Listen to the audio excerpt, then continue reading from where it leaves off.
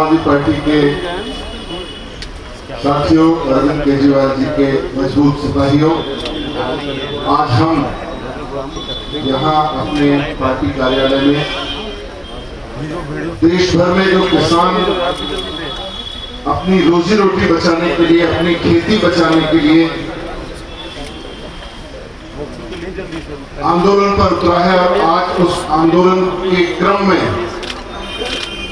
वो आज एक दिन के उपवास पर है। रोजाना सुबह से शाम तक, सुबह नाश्ते से लेकर दिन में भोजन, रात को भोजन तक हम जो खाना दिल्ली में बैठ के आराम से खाते हैं, उसे देश के किसी कोने में कोई किसान खून पसीना बहा के उगाता है उस अन्न को, तो वो हम तक पहुंचता है। हमारी केंद्र में बैठी हुई सरकार कुछ व्यापारियों को फायदा पहुंचाने के लिए उसके खेती करने के जो हक है, उससे जो उसको प्रॉफिट मिलता रहा है या मिल सकता है, उस पर अड़ंगा डालकर ऐसे 3 कानून लाइए जिसकी वजह से उसको उतना दाम भी नहीं मिलेगा जितना उसको अब तक मिलता है। वैसे तो अभी भी कम ही मिलता था। हमेशा मांग रही कि एमएसपी लागू करो, एमएसपी बढ़ाओ, लेकिन उसकी फसल का उतना दाम भी इन कानूनों के बाद नहीं मिल पाएगा जितना उसको पहले से मिलता था। कुछ राज्यों में जहां किसानों को पहले कुछ बेहतर दाम मिलते थे, इन 3 कानूनों को पूरे देश में लागू करवा दिया बिना किसानों से बात किए। अब उन राज्यों में भी किसानों को ठीक दाम नहीं मिल रहे। मैं पीछे उत्तर प्रदेश के कुछ किसानों से बात कर रहा था, तो वहां पता चला कि गेहूं का जो एमएसपी 1800-1850 रुपए है, पूरे उत्तर प्रदेश में कहीं भी किसान को 900-1000 रुपए से ज्यादा नहीं मिल रहा है। कोई बहुत डील करता है तो ज्यादा से ज्यादा 1050 रुपए, 1050 रुपए मिल जाता है। अभी मेरे साथी हैं देवेंद्र जी, वो पंजाब गए थे, वो बता रहे थे कि जो बासमती चावल 2800 रुपए के हिसाब से बिकना चाहिए, वो मुश्किल से 1100-1200 रुपए के हिसाब से बिक रहा है। अब किसान को अपना घर बनवाना है, किसान को अगली फसल बोनी है, किसान को अपने बेटी की शादी करनी है, बेटी की शादी करनी है, या किसान को अपने बच्चे को पढ़ाना है, कुछ भी उसके खर्चे उस फसल से उसको थोड़ी बहुत आमदनी मिलती है। और वो घर पे अपने घर में तो भर नहीं सकता उसको फसल को, घर पे तो रोक के रख नहीं सकता। इन 3 कानूनों की वजह से बाहर खड़ा व्यापारी उसको कहता है बेचनी है तो 1200 रुपए में बेच दे, ज्यादा से ज्यादा इसके ऊपर नहीं देने वाला। अब किसान के पास 2 ही रास्ते हैं, या तो उस फसल को रख ले घर में और घर में इस्तेमाल कर ले, या मार्केट में 2800 रुपए की चीज को 1200 रुपए में बेच के किसी तरह से अपना लैंड डाल ले। यही मजबूरी है। इसीलिए पूरे देश का किसान इन 3 काले कानूनों के विरोध में सड़क पर उतरा हुआ है। देश के इतिहास में इतना लंबा, इतना जबरदस्त किसान आंदोलन पूरे देश में कभी नहीं हुआ, इतना आज हुआ है। ऐसी कोई सरकार नहीं आई देश के इतिहास में जो इतनी बड़ी भयंकर किसान विरोधी हो जितनी ये सरकार किसान विरोधी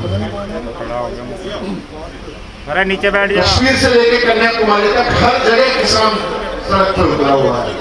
दिल्ली में किसी भी तरफ चले जाओ, पंजाब हरियाणा की तरफ जाओ, 30-40 किलोमीटर तक किसान ही किसान आपको मिल जाएगा। हेलो इन परिस्थितियों में आज किसान सड़कों पर बैठा है और वो कह रहा है कि हम इतनी सी चीज कह रहे हैं कि आपने 3 कानून वापस ले लो।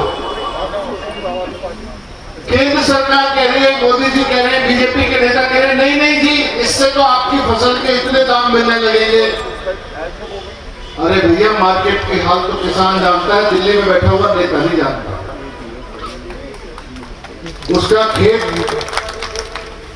उसके खेत में जब अन्न पकता है तो उसकी बोली लगाने के लिए वहां जो बिचौलिया आता है, पहले ही उसको इतना दुखी रखता था, इन 3 कानूनों की वजह से उस बिचौलिए को और मजबूती मिल गई और हमारा किसान और कमजोर हो गया। उस दर्द को खेत में खड़ा हुआ किसान समझता है। या दिल्ली के विज्ञान भवन में अपने अपने एसी दफ्तरों में से निकल के किसानों से बात करने वाला नेता को समझ में नहीं आएगी ये बात। मान लीजिए एक बार को, चलो जी तुम्हारा कानून इतना अच्छा है, इतना अच्छा है, इतना अच्छा है कि सारे दुनिया के किसानों, देश भर के किसानों के बस पूछो मत, सोना ही निकलने लगेगा उसके बाद। पर साहब रहते तो लोकतंत्र में हो, किसान मना कर रहा है तो मान जाओ। आप किसान से ज्यादा बुद्धिमान हो गए क्या? आपको किसान से ज्यादा खेती की समझ हो गई क्या? दिल्ली की सरकार में बैठे हुए लोगों को, केंद्र सरकार में बैठे हुए लोगों को, नरेंद्र मोदी जी, अमित शाह जी को देश के किसानों से ज्यादा किसानी की समझ हो गई हो तो पूरे देश का किसान मना कर रहा है कि ये कानून खराब है। बस दिल्ली में बैठे हुए 4 नेता, 4 अफसर और उनके 4 ठेकेदार कह रहे हैं कि कानून बड़े अच्छे हैं। अब ये 4 लोग तय करेंगे कि खेती कैसे होगी। इसलिए आज पूरे देश का किसान उपवास पर है। हमारा अन्नदाता, जिसकी दी हुई, जिसके उगाए हुए अन्न की रोटी हम रोज खाते हैं, वो अन्नदाता आज उपवास पर है। अपनी रोजी रोटी, अपनी खेती के भविष्य को लेकर उपवास पर है। वो इस बात को लेकर उपवास पर है कि दिल्ली में बैठे हुए लोगों, खाना तो कल आपका भी हमारे उपजाए से भरेगा, ये अगर हमने उपजाया नहीं तो कैसे काम चलेगा? दिल्ली में बैठे भी पेट इंटरनेट से नहीं भरता। 4 GB डाटा भी आप मोबाइल में डलवा लोगे, पेट में तो 2 रोटी डालनी पड़ेगी। 4 GB डेटा से पेट नहीं भरेगा। तो ये किसान जब दिल्ली आया विरोध में, तो यहाँ पे आके सबसे पहले केंद्र सरकार ने और पंजाब सरकार ने मिलकर साजिश रची कि ये जो चारों तरफ किसानों की बौखलाहट है, जो दिल्ली में आंदोलन के रूप में इकट्ठा होगी, ऐसा करते हैं इसको किसी तरह से दिल्ली आने देते हैं, दिल्ली में जेल में बंद करवा दें। कुछ लोग इकट्ठा होकर दिल्ली आएंगे, इन्होंने किसान की ताकत को नहीं समझा और ये भूल गए कि दिल्ली में तो केजरीवाल की सरकार है। 2 ही चीज इनसे चूक हो गई। एक तो ये भूल गए कि ये किसान है, ये बंजर जमीन में भी बीज डालता है तो वहां से आपके खाने के लिए 4 दाने निकाल लाता है। ये भूल गए कि ये उस किसान को रोकना चाहते हैं। और बाद में ये भी भूल गए कि जिस दिल्ली में ये किसान आके धरना करना चाहता है, प्रदर्शन करके अपनी आवाज उठाना चाहता है, उस दिल्ली में दिल्ली के लोगों ने केजरीवाल जी की सरकार बना रखी है, जो सबसे ज्यादा किसान मिल रहे हैं, जो सबसे ज्यादा किसानों के बारे में, गरीब लोगों के बारे में सोचती है। बस इनसे यही गलती हो गई। नहीं तो इनकी साजिश ये थी कि किसान दिल्ली में आएगा, उसको उठा के ये लोग चारों तरफ स्टेडियम्स को जेल बना देंगे और जेल में रखेंगे, महीने 2 महीने जेल में बंद रख लेंगे, अपने आप भागेगा यहाँ से। इनकी साजिश ये थी। पहले तो इन्होंने किसानों को समझने में भूल करी, फिर केजरीवाल जी को समझने में भूल करी। खूब दबाव डाला इन्होंने सेंट्रल गवर्नमेंट ने सीएम साहब के ऊपर, केजरीवाल जी के ऊपर, कि ये किसान आए हैं, इनको जेल में भरना है, अपने स्टेडियम दे दो, स्टेडियम को जेल बनाने की इजाजत दे दो। लेकिन केजरीवाल जी को भी तो आप जैसे लोगों ने चुन के भेजा है। केजरीवाल जी भी अड़े कि नहीं, किसानों के लिए स्टेडियम को जेल नहीं भेजा। बहुत दबाव डाला, चारों तरफ से बहुत प्रेशर डाला, तरह तरह के प्रेशर डाले, लेकिन मुख्यमंत्री जी अड़े रहे कि नहीं, ये किसान जेल में नहीं रहेंगे, ये वहीं रहेंगे जहां के लिए आए हैं, जहां के लिए अपने अपने घर से, पंजाब से, हरियाणा से, देश भर से निकले हैं। तो आज इनकी ये साजिश नाकाम हो गई।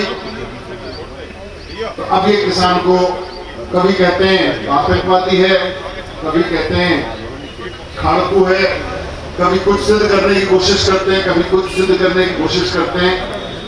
लेकिन 19 दिन से हमारे किसान भाई वहां पे जमे हुए हैं और आज अपनी बात को और वजन देने के लिए वो वहां पे अनशन पर है और हम उनके समर्थन में, उनकी बात को मजबूती देने के लिए आज यहाँ पे अनशन। तो अभी दिन भर और बैठेंगे और बातचीत करेंगे, पर आज जब यहाँ पर इस उपवास की शुरुआत सब लोगों ने की है, केजरीवाल जी अपने घर पे बैठे हुए उपवास पे हैं, हमारे बहुत सारे और साथी अलग अलग जगहों पर उपवास पर हैं।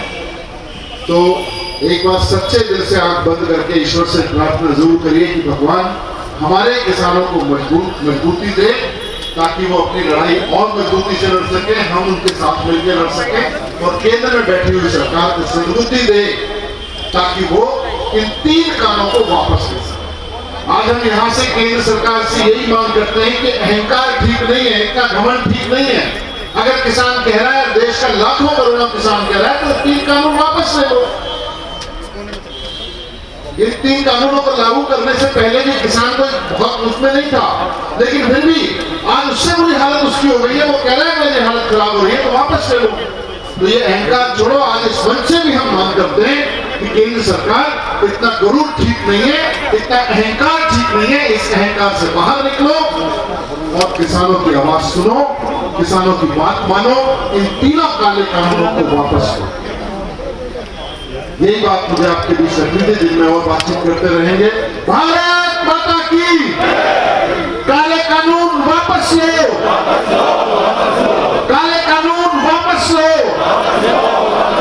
काले कानून वापस लो।